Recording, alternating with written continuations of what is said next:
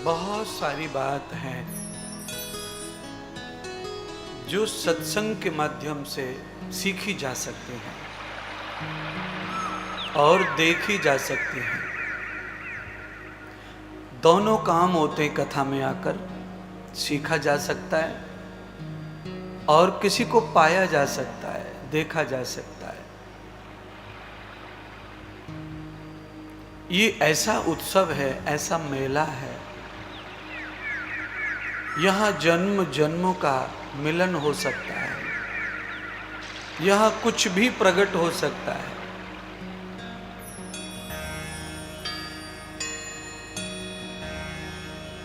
नारद जी कथा सुन रहे हैं, वैष्णव जी, राधे श्याम जी श्री नारद जी कथा सुन रहे हैं और सौनक आदि सनत कुमार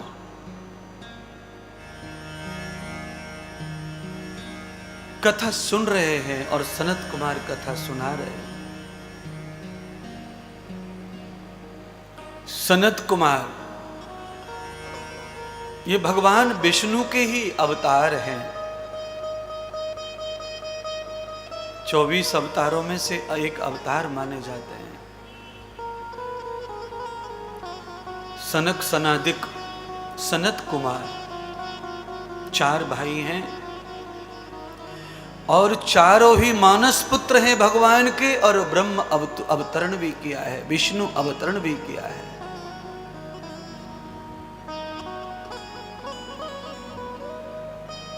नारद जी स्वयं ब्रह्मा के पुत्र हैं।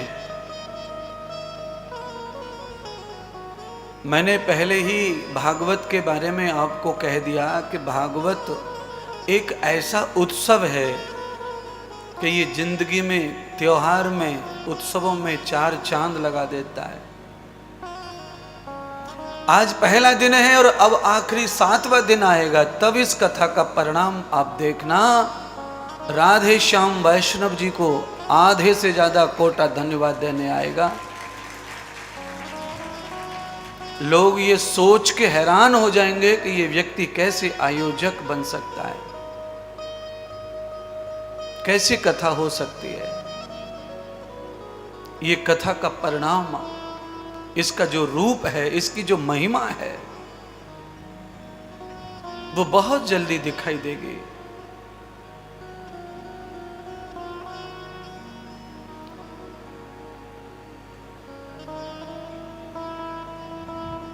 मैंने कथा प्रारंभ की नारद जी से।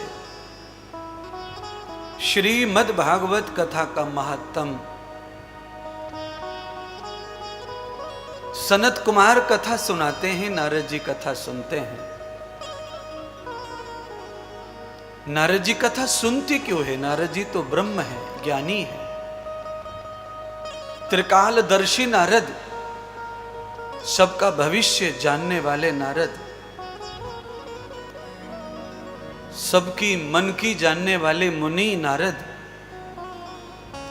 एक क्षण एक स्थान पर कभी न रुकने वाले नारद आज कैसे कथा रुक के सुन रहे हैं, बैठ के सुन रहे हैं।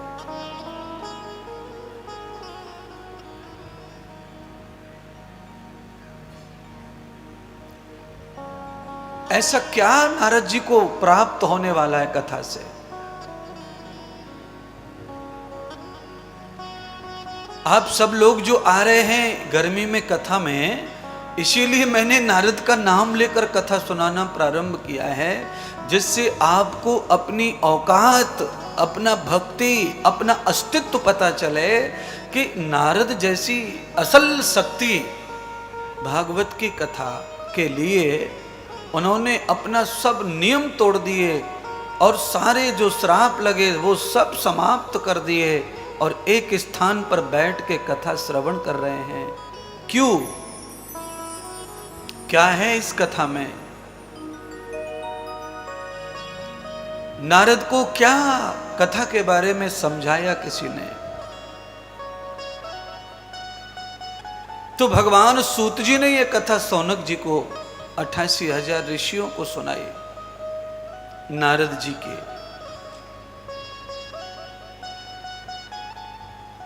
सौनक जी,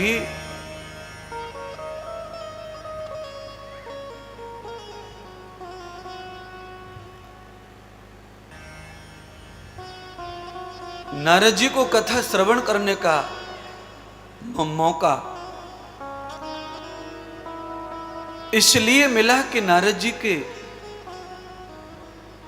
घर में उनके पिता ब्रह्मा जी बहुत बड़ी चिंता में थे, बीमारी में ग्रसित थे। और मुझे लगता है चिंता से बड़ी बीमारी कुछ नहीं है। सबसे बड़ी बीमारी का नाम ही चिंता है, और वो ब्रह्मा जी को लगी थी।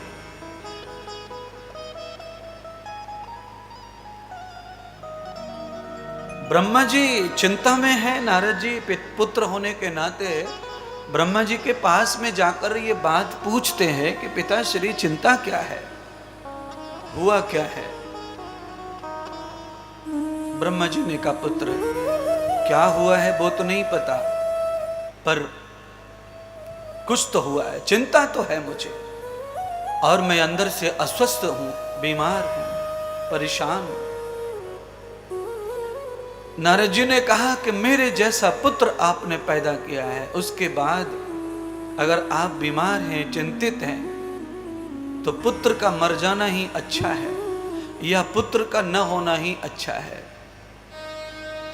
बंधुओं, श्रीमद् भागवत कथा ये समझाने का प्रयत्न कर रही है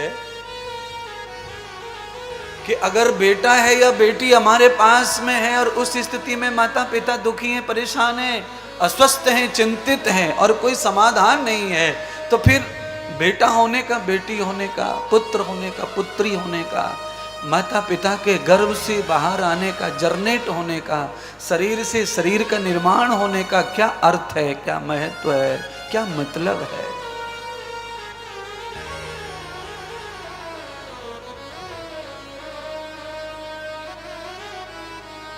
क्यों अवतार लेते हैं बच्चे, माता पिता क्यों उन्हें पैदा करते हैं। जिनको बच्चे नहीं हैं वो क्यों परेशान रहते हैं बच्चे के लिए, क्यों मंदिर मस्जिद गुरुद्वारे जाते हैं, क्यों हॉस्पिटल जाते हैं। बच्चा नहीं तो बच्ची, पर गोद भरनी चाहिए, बालक होना चाहिए। कौन संभालेगा, कौन देखेगा, यहां तक तो बात समझ में आती है। पर कुछ लोग इतने भी पागल हैं, इतने बावड़े हैं, कुछ लोग तो यहां तक कहते हैं कि हमारे पीछे क्या, हमारे बाद में क्या होगा। बोलो, दुनिया आंखों के सामने का इंतजाम, लोग पागल जो हैं वो कहते हैं हमारे बाद क्या होगा। अरे तुम्हारे बाद का तुम्हें नहीं सोचना है, तुम्हारे बाद का सृष्टि बनाने वाले को सोचना है। तुम सृष्टि मालिक नहीं हो, तुम कठपुतली हो। आओ, खाओ और मरो और जाओ, दोबारा पैदा हो, फिर मरो, फिर जाओ। कुछ लोगों को कन्याएं हो जाती हैं, कन्नू नहीं होता, नालायक पैदा नहीं होता, लड़कियां हो जाती हैं। तो समझदार जो लोग हैं वो तो निभा लेते हैं लड़कियों को, और जो ना समझे वो परेशान रहते हैं, दुखी रहते हैं। पूरी जिंदगी भर लड़कियां पढ़ गई, लिख गई, काम कर रही हैं, सब कुछ अच्छा कर रही हैं, लड़के का भी काम कर रही हैं, फिर भी कोई कोई मूर्ख ऐसे रहते हैं कि अंदर अंदर उनको टुचता रहता है, टुचता रहता है, टुचता रहता है।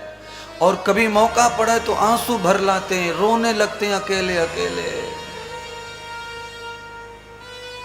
क्या होगा जिंदगी का, क्या फायदा हुआ जन्म लेके, बताओ कैसी गुजरेगी। एक बेटा नहीं है, एक बेटा नहीं है,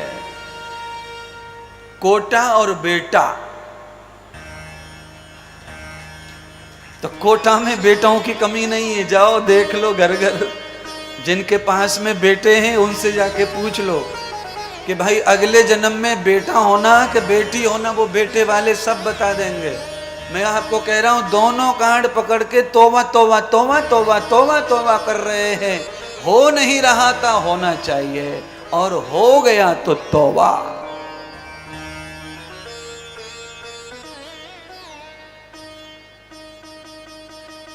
कथा नारद जी की है ब्रह्मा जी के पुत्र की है, इसीलिए मैंने थोड़ा टॉपिक आपके लिए भी निकाल लिया। त्रविधौर पुत्रानमधीमूलम, त्रिविधौन पुत्रारमर्हुर्मूलम, मेघमूलम जनार्दन, त्वया दासोऽपि वा वन्दौ, तरोऽपि आचरते भवः। हर आदमी को एक एक बेटा भगवान देवे, पर नारद जैसा हो तो देवे, नहीं तो देने की कोई जरूरत नहीं है।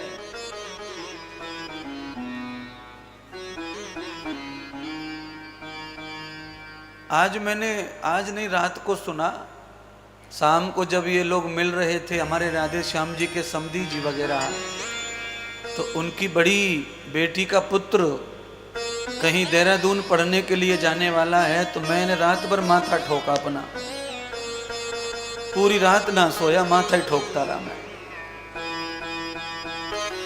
मैंने कहा यार ये क्या है, जमाना दुनिया क्या है, संसार का समझ में नहीं आ रहा कुछ। हमने कथा करने गए थे देहरादून हरिद्वार, तो वहां बहुत सारे लोग आए मिलने, आशीर्वाद लेने, तो बच्चे भी लेने के आए, तो गुरुदेव इसको आशीर्वाद दीजिए, इसका कोटा में नंबर लग जाए, इसका कोटा में नंबर लग जाए। तो हमने कहा ये देहरादून वाले कोटा में पढ़ना चाहते हैं और ये जयपुर वाले देहरादून में पढ़ना चाहते हैं। समझ में इंद्रदेव को ये नहीं आ रहा है कि पढ़ाई है कहाँ अच्छी। अच्छा, समझने की जरूरत भी ज्यादा नहीं है। ये पागलपन की तो हद होती है, ये पागलपन है मैया कमला, ये पागलपन है। देहरादून पढ़ाऊंगी, कोटा पढ़ाऊंगी, ढिकाना पढ़ाऊंगी, फलाना पढ़ाऊंगी। जहां तुमने जन्म लिया, माता पिता जहां रहते हैं वहीं थैला उठा के वहीं गांव के स्कूल में जाके कलेक्टर बन सकते हैं। दूर दूर जाके पढ़ के आओगे तब कलेक्टर बनोगे, कोई जरूरी। कोटा में दुनिया भर के बच्चे पढ़ने आते हैं, उनमें से 30% फांसी खाकर मर रहे हैं। ले पढ़ लो।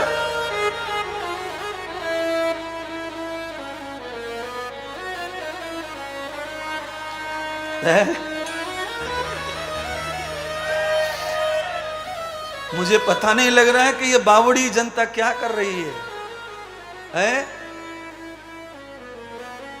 हमारा जो महाराष्ट्र है वहां से तो कोटा में नंबर लग गया ना, तो वो तो शिव जी पे दूध चढ़ा में, दही चढ़ा में। वो कोटा कोई भगवान मान के बैठे महाराष्ट्र के लोग, और विश्व के विदेशी लोग पूना पढ़ने आ रहे। पूना,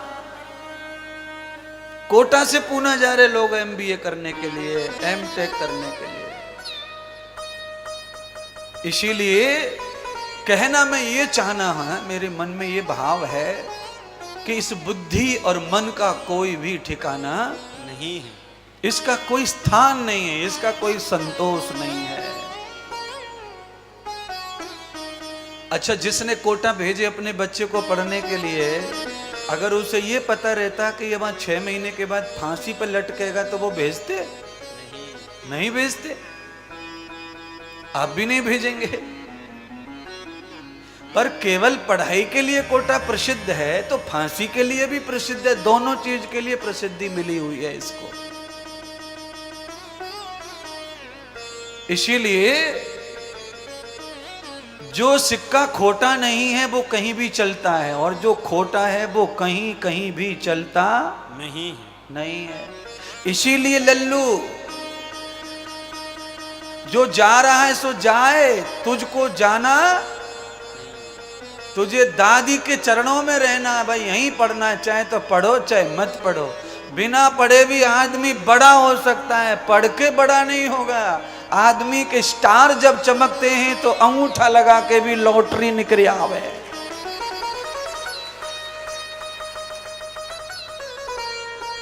अंगूठा लगा के भी लॉटरी,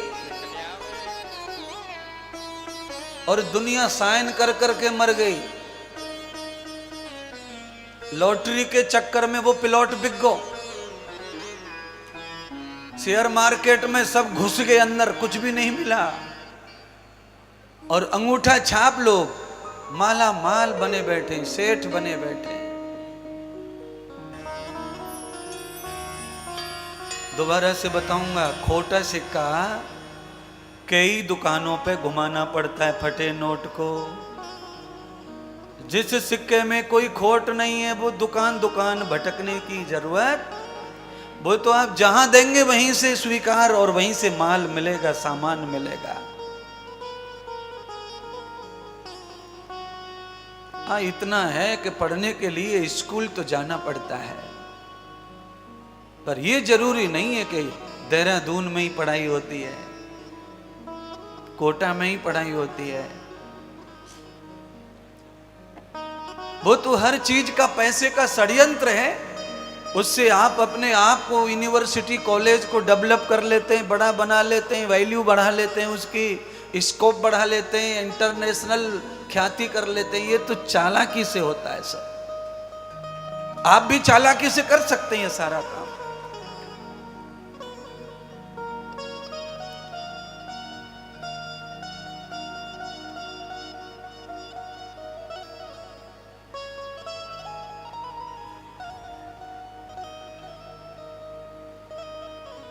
चालाकी कौए में बताई है ज्यादा।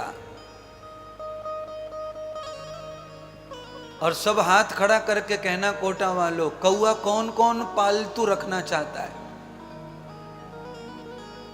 बोलो। कोई ना, दोनों हाथों से ना बोल रही हो आप तो, आप दोनों हाथों से ना। कौआ पालतू नहीं चाहिए किसी को। पालतू क्या चाहिए? आपने एक गाना सुना होगा पुरानी फिल्म का, वो पालतू, बहुत ज्यादा पालतू पक्षी वो है जिसके ऊपर गाना बना एक बहुत पुराना, 20-30 साल पहले। कौन सा गाना? कबूतर जा जा जा कबूतर जा। है? कौन सा गाना? गाओ ना फिर अगली लाइन गाना भाई। कबूतर जा जा जा कबूतर जा, मेरे प्यार की पहली चिट्ठी कान्हा को दे आ। कबूतर जा जा जा। देख लो भाई, ये पक्षी कैसा है? ये पक्षी शाकाहारी है। ये पक्षी दाना खाता है। ये चिड़िया, ये कबूतर, ये कीड़े मकोड़े ये नहीं खाता। हंस के अलावा कबूतर ही एक ऐसा पक्षी है जो केवल अन्न खाता है। बाकी आप तोता पाल लो, लोमड़ी पाल लो, सब मांसाहारी है। सेब खा जाए, संतरा खा जाए और मौका पड़ेगा तो लपक ले कीड़े को।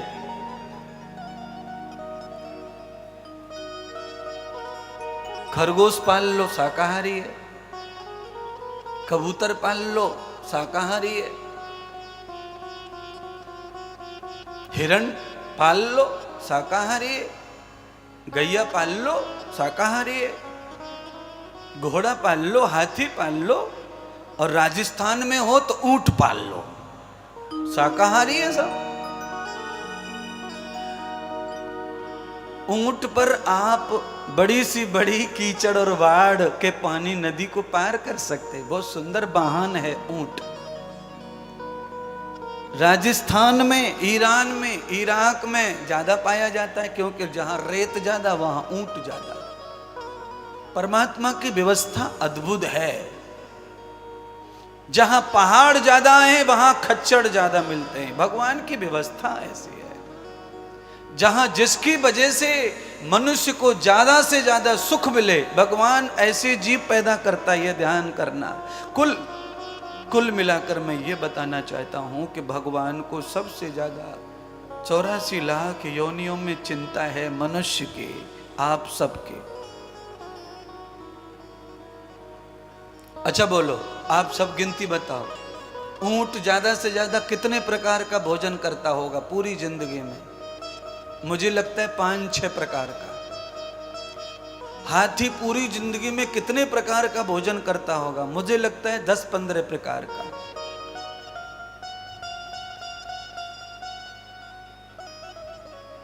सभी जीवों का गणित लगा लो आप, अलग अलग अलग अलग।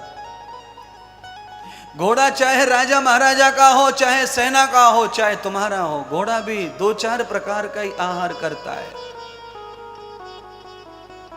सबसे ज्यादा आइटम खाने वाला जीव कौन सा है?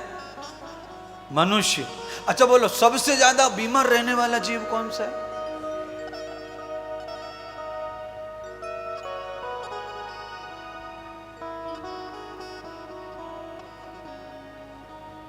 अच्छा, ये हाथी घोड़े बीमार हो भी जाएं तो इनकी डिब्बी और गोलियां दवाइयां ये लेके कौन लेके चलेगा? इनके साथ में बैग में कौन धरेगा, कौन ले जाएगा? सूट, सलवार, सेंट की शीशी और पासपोर्ट और वीजा घर पे भूल सकता है आदमी, पर गोलियां भूल सकता नहीं। इतनी ज्यादा चिंता शरीर को है, मनुष्य को है, प्रॉब्लम है। अच्छा बोलो, सबसे ज्यादा स्कूल कौन सी प्रजाति के लिए खुले संसार में? सारे ग्रंथ, शास्त्र, कथा, पांडाल, ये कौन से जीव के लिए सुनाई जा रही है कथा? मनुष्य के लिए।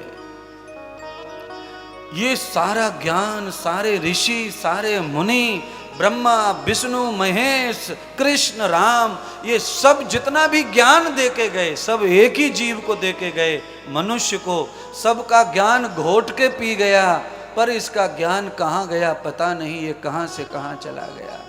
बोलिए, पांडाल में भी कुछ लोग ऐसे बैठे हैं जो पढ़े लिखे हैं, मार्बल घर में लगी है, किचन में कोटा स्टोन लगा है और किचन में ग्रेनाइट लगा है, बेड बिस्तर बढ़िया है, फर्नीचर लगा है, ऑफिस वगैरह भी हैं, नौकरी भी है, बड़ा बेटा बढ़िया पोस्ट पे चला गया है, तो भी तम्बाकू खा रहा है। बोलो, इतनी पोजीशन में भी तम्बाकू खा रहा है। खुद पढ़ा, बच्चे पढ़े, पत्नी पढ़ी, बहू पढ़ी, उसके बाद भी कहां से हो रही है गड़बड़ी? हाँ, अच्छा, पत्नी पढ़ी कितनी 6 और बहू पढ़ी आई एमटेक। चलो, पत्नी से ना सुधरे तो बहू आ गई, अब तो सुधरो। अब बहू के बालक हो गया, 5 वर्ष का हो गया पोता, बाबा की गोद में बैठे, कंधे पे बिठा के दुकान पे घुमा के लावे बाबा, और पोते के आ गई पिचकारी मार तो रे गटर में, थुर थुर।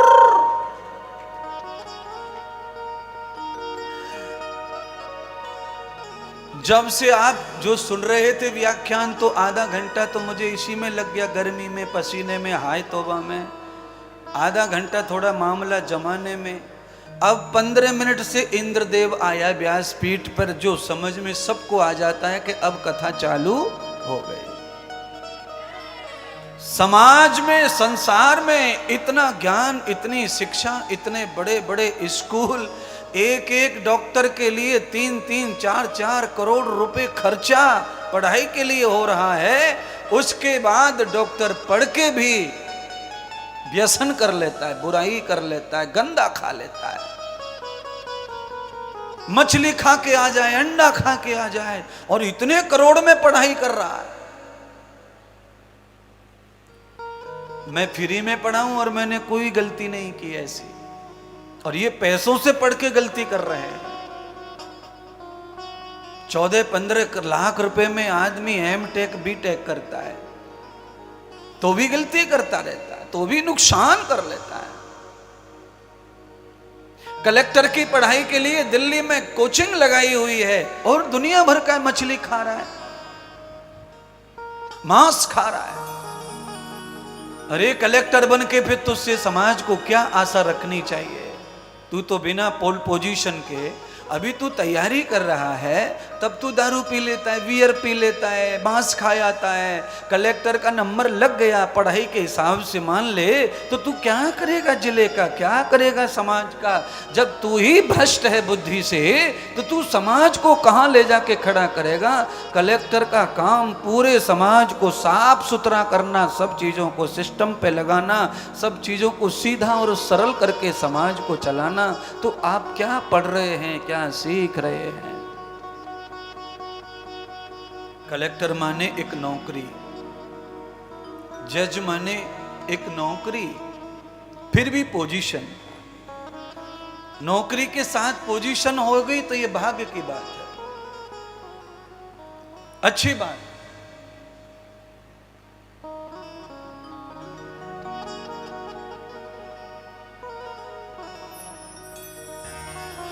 आप लोगों से प्रार्थना कर रहा हूं, ये भागवत आपके लिए हो रही है। देखिए, प्रमाण के लिए 7 दिन में कोई न कोई घटना घटेगी यहां ऐसी, जिससे ये सिद्ध हो जाएगा कि ये कथा सिर्फ मनुष्यों के लिए गाई जा रही है। पांडाल में कोई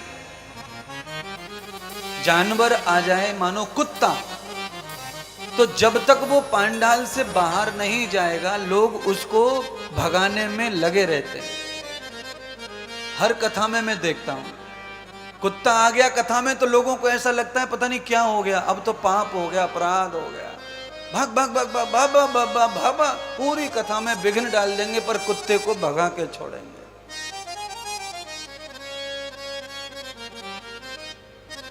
आधे से ज्यादा लोग पांडाल में उसी जाति के आते हैं, पर शरीर मनुष्य का है।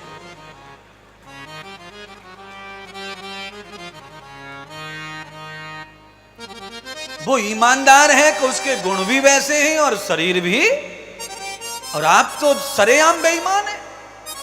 लक्षण कैसे हैं और शरीर? आप हो गए दो गुले, दो बुढ़े हो गए आप। देखो, मेरा शरीर मनुष्य का है,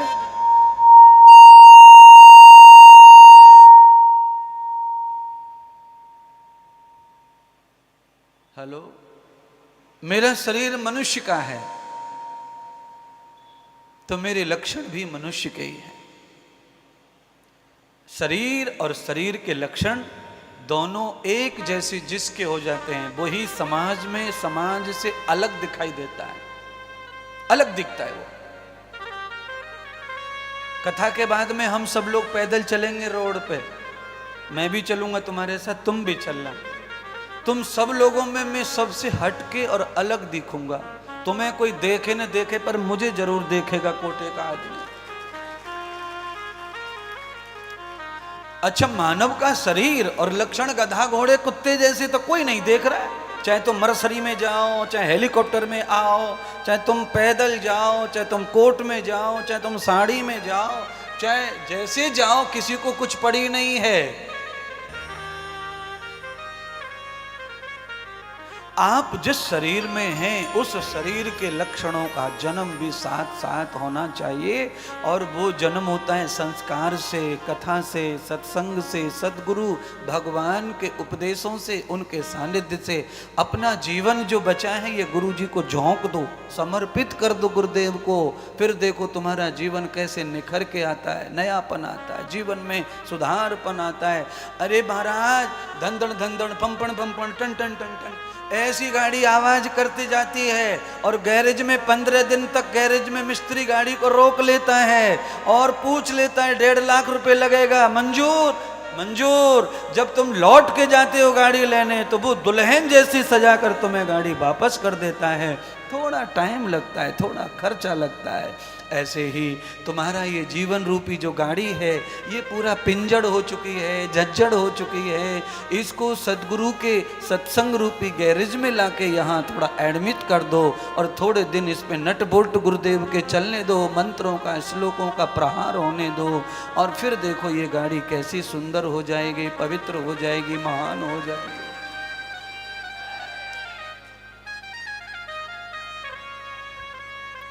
सत्संग में सतगुरु जी मिलेंगे, गुरु जी मिलेंगे, वहां प्रभु जी मिलेंगे। आपको पता है मुझे पसीना ज्यादा क्यों आ रहा है? क्योंकि 2 एसी लगे हैं, बर्फ निकल रही है इनमें से, और सीधी मुझको लग रही है। मुझे यही नहीं पता कि ये चल कहाँ रहे हैं और हवा कहाँ जा रही है इनकी, और किसी को नहीं दिख रही।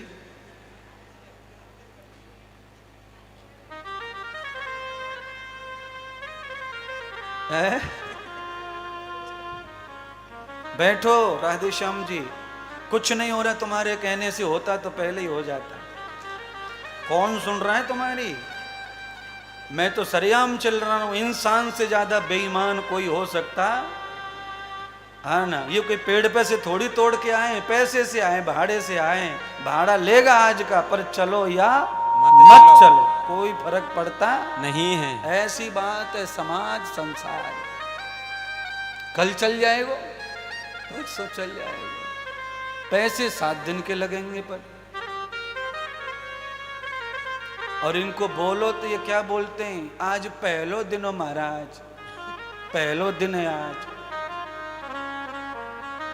बड़ी समस्या है।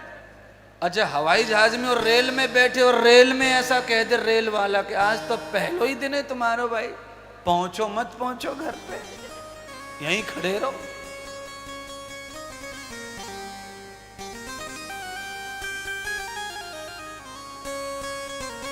अरे मुंह फाड़ के पैसे लेते हो तो दिमाग और दिल से काम करना चाहिए। पूरा दिल झोंक दो, तब तो मानवता है, इंसानियत है। इसीलिए व्याख्यान ऐसा आज प्रकट हो गया है। मैंने कहा ना, इंसान के चोले में दूसरा ही शरीर घुसा हुआ है। आदमी को काम करने में रुचि नहीं बची है, खाली पैसा होना बैठ ठल्ला।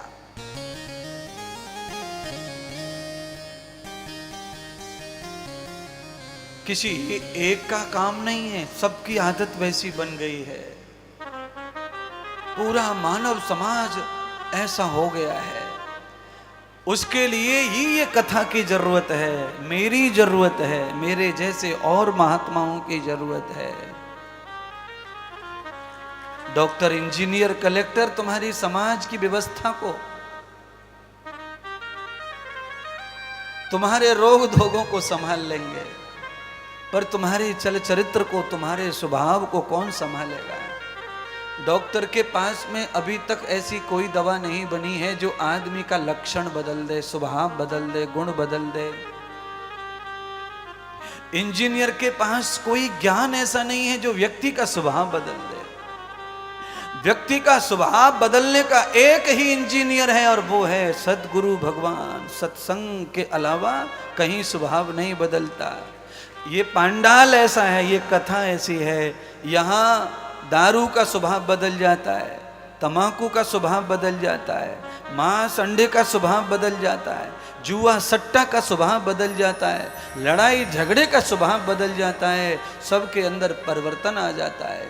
जिसे लोग कल शराबी के रूप में जान रहे थे, आज उसे लोग भगत जी के रूप में जान रहे हैं। ये सत्संग से हो सकता है, डॉक्टर से नहीं होगा कभी भी।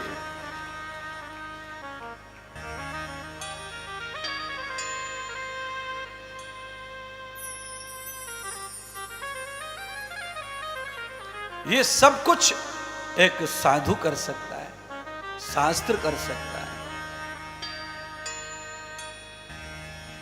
नारद जी अपने पिता ब्रह्मा जी से वचन देकर आ गए,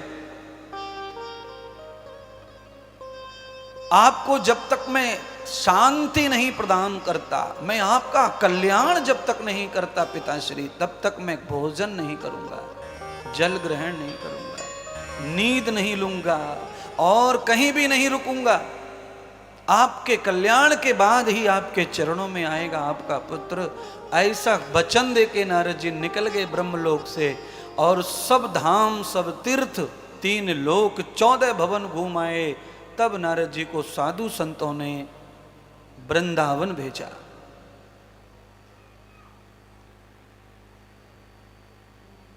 वृंदावन में क्यों भेजा? क्योंकि वृंदावन में उस समय भक्ति, मुक्ति, ज्ञान और वैराग्य, ये चारों प्राणी रहते थे। संतों ने कहा, नारद, खुद को और खुद के पितरों को तारने वाली दुनिया में एक ही शक्ति है और वो है भक्ति, भजन।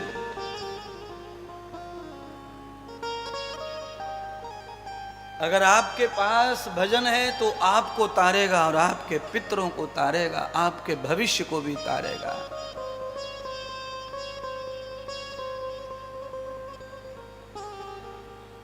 कर्नाटक में पैदा हुई भक्ति महाराष्ट्र से खिलती हुई गुजरात में जवान हुई, और गुजरात में जब भक्ति को बुढ़ापे ने घेरा तो सीधी वृंदावन पहुंची। उस समय भक्ति के दो पुत्र प्रकट हो गए थे, ज्ञान और वैराग्य। उस समय भक्ति इतनी बड़ी थी, भक्ति इतनी पावर थी भक्ति के पास कि मुक्ति भक्ति के घर में पानी भरने का काम करती, चौका बर्तन का काम करती। मुक्ति, जिस मुक्ति को पाने के लिए योगी ऋषि हिमालय में चले जाते हैं, वो मुक्ति भक्ति की शरणागति में दासी बन के निवास करती। उसी भाव से संतों ने कहा, नारद आप वहां जाओ और भक्ति से मिलो, उसके चरणों में मुक्ति है। और जैसे मुक्ति मिलेगी आपको तो मांग लेना वरदान, आपके पिता को मुक्ति प्राप्त हो जाएगी दुखों से, चिंता से, कष्टों से, और वो मुक्ति ही मुक्ति दिला सकती है।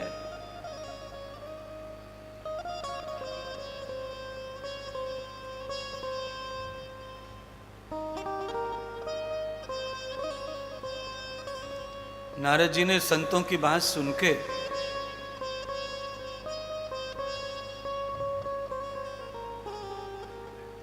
वृंदावन का रुख किया। नारद जी वृंदावन पहुंचे, भक्ति से मिले, भक्ति ने रोना धोना सुनाया तो नारद जी असमंजस में पड़ गए कि जो सबके दुख दूर करती है आज वो खुद क्यों दुखी हो गई है। देखो मैंने कहा ना, आज अभी कहा था कि हमारी कथा में 7 दिन में कोई जरूर जीव आएगा। देख लो गैया मैया आ गई दरवाजे पे, जबरदस्ती भगा रहा, भगाने वाला तैयार खड़ा है।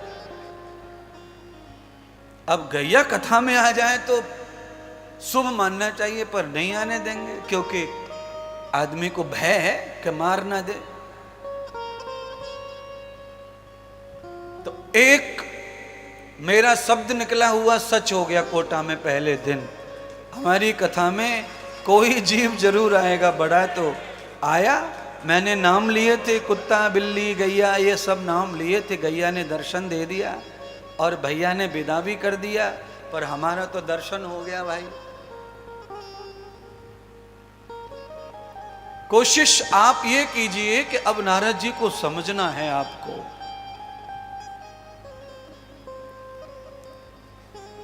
भक्ति को पढ़ा, नारद जी ने पूछा ये रोना कैसा है और क्यों? तो भक्ति ने अपनी दशा बताई।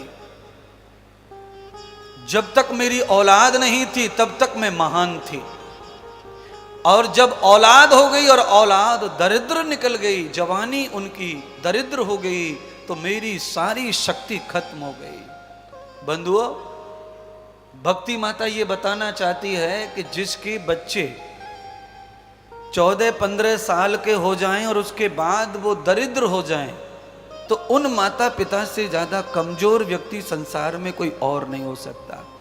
और जिन गरीब माता पिता के बच्चे 14-15 साल के बाद एकदम वर्किंग हो जाए, तेजस्वी हो जाए, ओजस्वी हो जाए, बलवान हो जाए, उन माता पिता से ज्यादा अमीर कोई नहीं होगा, धनवान कोई नहीं। जिसकी औलाद दरिद्र नहीं है, एक्टिव है, वो माता पिता अपने आप को धन्य भाग समझें।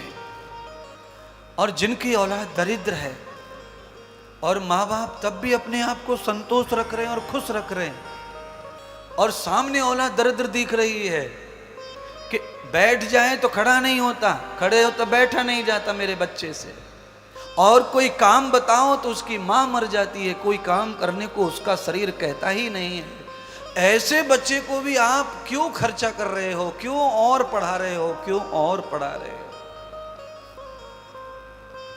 जिस बच्चे के अंदर कभी थकान नहीं हो, उस बच्चे के पीछे पढ़ाई में पैसा खर्च करो, वो कुछ करके दिखाएगा।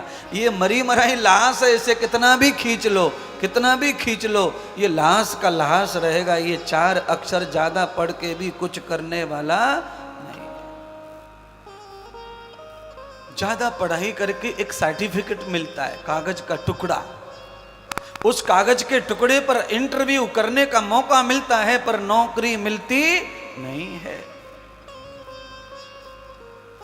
आपको इंटरव्यू में वो कागज का टुकड़ा काम नहीं देगा। उस समय आपको ताजा बुद्धि चाहिए।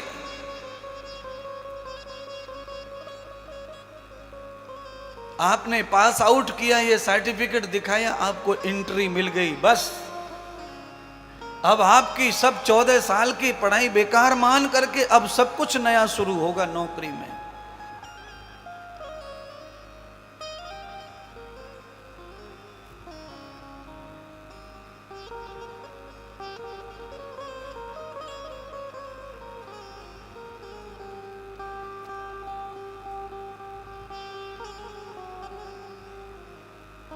नारद जी ने भक्ति को समझाकर कहा, देवी चिंता मत करो, मैं भले ही दुखी हूं, परेशान हूं, और मैं आपकी शरणागति आया था अपने पिता ब्रह्मा के कल्याण के लिए, पर तुम परिस्थिति में हो तो मैं तुम्हारी मदद करता हूं। तुमने सारे जगत का कल्याण किया है, करती रहोगी, तुम स्वस्थ रहोगी तो जगत स्वस्थ रहेगा।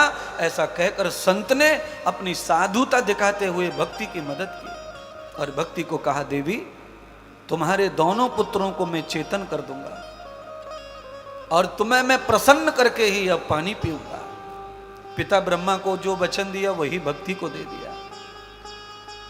लौट आए नारद जी, लौट कर आए। यात्रा करते हुए नारद जी धीरे धीरे ऋषिकेश पहुंचे, जमुनोत्री गंगोत्री पहुंचे और नारद जी धीरे धीरे यात्रा करते करते हिमालय की ओर पहुंचे। और नारद जी हिमालय पहुंचे तो बद्रीनाथ में गए और बद्रीनाथ में सनत कुमारों से मुलाकात हुई, मिलन हुआ। सनत कुमारों ने नारद जी जैसे महान साधु को देखा तो रास्ता रोक लिया। नस्तभागौर पथ मूल बंद्यौ अग्रे न सर्वम न जाता महीयम नत्थिथौ रत्थिथौ सर्वं जातार विदितो साधु। सनत कुमारों ने कहा कि आप साधु हैं, आप संत हैं, सेवक हैं, और सारे ब्रह्मलोक में, तीनों लोकों में आप घूम के सबकी सेवा करते हो। इसलिए हे नारद, आज आप जैसे महान साधु का दर्शन मिला है, वो भी हमारे घर बैठे दरवाजे पर। इसीलिए आप कृपया करके कैसे भी हमें मौका दीजिए, सेवा का अवसर दो, सेवा का मौका दो।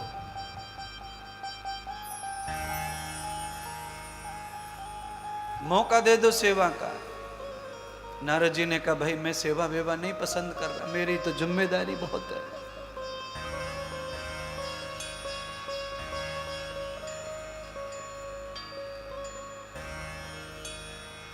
मेरे पिता की जिम्मेदारी है, मेरे ऊपर भक्ति की जिम्मेदारी है, ज्ञान और वैराग्य की जिम्मेदारी है। मैंने तो न खाने न सोने न पीने, किसी की देहरी पर पैर रखने का व्रत लिया है। इसलिए हे सनत कुमारो, ब्रह्मचारी हो, नाराज मत हो।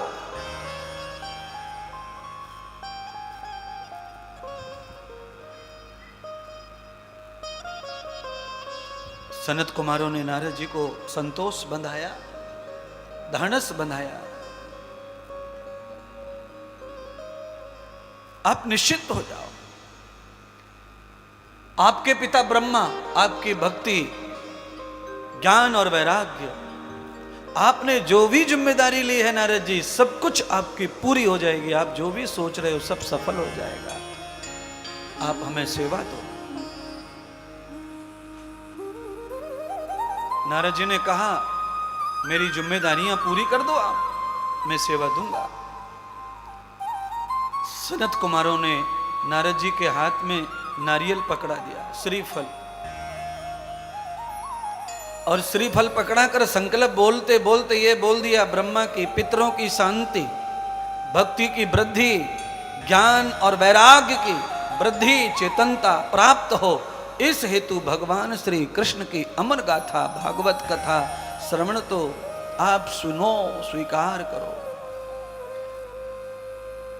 नारद जी ने कहा, ये कथा वगैरह सुनने से मेरे पिता को कैसे बीमारी से मुक्ति मिलेगी? भक्ति कैसे प्रसन्न होगी, ज्ञान कैसे बढ़ेगा? भाई मैंने ये चक्कर में पड़ता कथा बता के, मुझे जाने दो, मेरे काम करने दो। नारद जी को उस समय भागवत पर विश्वास नहीं था। ब्रह्मचारी सनत कुमारों ने नारद जी को कहा कि सिर्फ एक दिन मौका दो, एक कथा सुनो। नारद जी, श्रीमद् भागवत कथा हम आपको सुनाकर आपको पितरों से मुक्त कर देंगे और आपके पितरों को दुखों से मुक्त कर देंगे। ये भागवत भक्ति अपने आप प्रसन्न हो जाती है, भागवत से ज्ञान अपने आप जवान हो जाता है, विवेक जागृत हो जाता है।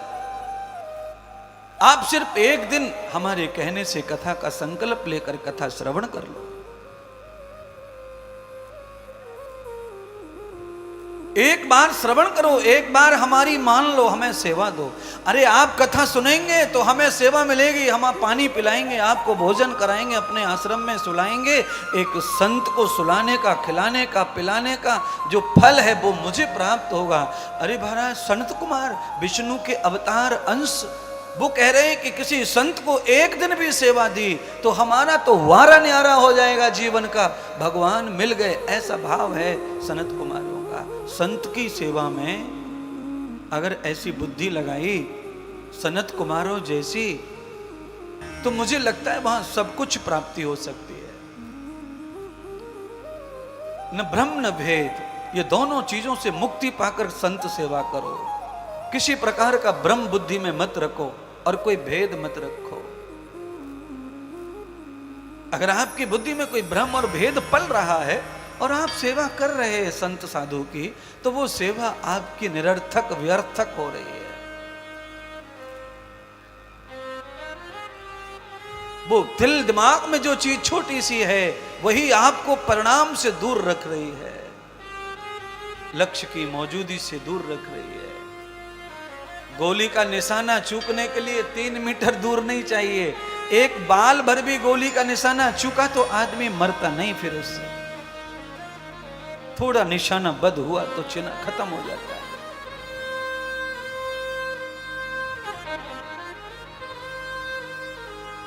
थोड़ी सी भूल हो जाए जीभ कट जाती है खाने से, थोड़ी सी भूल हो जाए पैर हमारे ही सोने वाले बेड से टकरा कर घुटना टूट जाता है। बोलो 15 साल से बेड वही है और हम भी वही हैं। 15 साल में ऐसी गलती नहीं हुई और आज अचानक ऐसे क्या हो गया कि पैर धड़ाक से लगा बेड से, घुटने में सूजन आ गई, पैर के अंगूठे का नख निकल गया, नाखून निकल गया। रोज मैं वही, कमरा वही, बेड वही। बंधुओं, जो चीज रोज आपको सुख दे रही, संपदा दे रही, उन्नति दे रही, साधन दे रही, साथ दे रही, वो चीज कब आपको नुकसान देगी इसकी कोई तारीख फिक्स नहीं होती है। आदमी उन्हीं सीढ़ियों से रोज उतरता, रोज चढ़ता और मोच आ गई आज। अचंभा, 15 साल से आ रहा जा रहा हूं, आज कैसे मोच आ गई सीढ़ी पे, कहां ध्यान चला गया? अरे महाराज, ये मन, ये बुद्धि, चित्त का भरोसा नहीं। एक पल भर के लिए भी गैप डाल दे अच्छी सोच, उसी समय मोच हो सकती है। इसीलिए भ्रम और भेद, ये 2 बुद्धि आदमी को भक्ति नहीं करने देंगी, सेवा नहीं करने देंगी। तो नारद को वही समझा रहे सनत कुमार। क्या है संत सेवा? वो हमें दो। आप हमारे अतिथि हैं, भगवान बन के आए। नारद, आप पुरुषार्थ धर्मार्थ करते हैं, अतिथि कोई विद्वान, कोई धर्मात्मा, कोई सदाचारी, कोई दानी, कोई पुरुषार्थी, कोई सेवाभावी व्यक्ति या साधु अचानक ही हमारी गली से गुजरते हुए हमारे द्वार पर आ जाए तो उसे भगवान का दर्जा देना चाहिए। ईश्वर आ गए अपने द्वार, परमात्मा द्वार आ गए। न तिथौर तिथिर भूय जाताम न सर्व, बिना तिथि बिना मुहूर्त के और धर्मात्मा व्यक्ति अपने द्वार आया है तो गजब की बात हो जाती है महाराज। आप जितने भी पग आगे रखते ही पापी पापी मिलेंगे आपको। कोई धर्मात्मा दरवाजे पे आए तो भगवान पकड़ लो, चरणों में पकड़ लो, सेवा में पकड़ लो, समर्पित हो जाओ। मैं तो ये कहता हूं, तन मन धन से सेवा कर डालो, अवे पालो, जीवन को जी लो। कितने दिन तुम्हें तुच्छ मुच्छ लोगों ने तुम्हारे जीवन के साथ क्या क्या खिलवाड़ किया है। हार के थक के तुम अपने जीवन में अकेले होके बैठ गए, कुछ हाथ नहीं लगा, हाथ पैर बहुत फेंके सुख के लिए, पर वो नहीं मिला। अब सुख चल के आया है तुम्हारे घर में, उस सुख को भोग लो, पालो, ग्रहण करो। आव्यात मूलम च दर्शनम तथा,